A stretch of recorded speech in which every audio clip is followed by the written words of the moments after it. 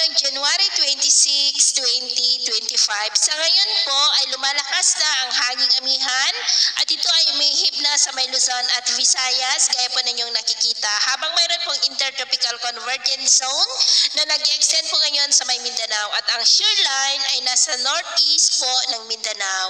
At sa ating long range forecast, consistent pa rin na walang bagyo na namamataan na tatawid po sa ating kalupaan for the next 2 weeks. At sa lagay po ng ating panahon, ngayong madaling araw ay may mga isolated rains sa ilang bahagi ng Cagayan, Isabela, Infanta, Polillo Island, Camarines Sur, Catanduanes, Romblon, Calapan, Palawan, Cadiz, Southern Leyte, Surigao Provinces, Mati, Zamboanga Peninsula at Sulu Archipelago.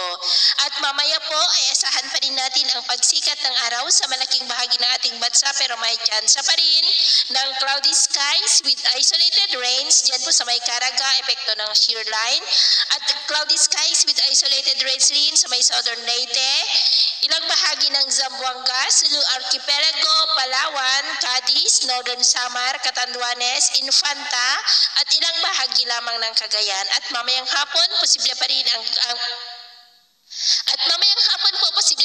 cloudy skies with isolated rain sa malaking bahagi ng Mindanao, Eastern Visayas, Central Visayas, Aklan, ilang bahagi ng Southern Luzon at Cagayan, kaya mag-ingat pa rin po tayo.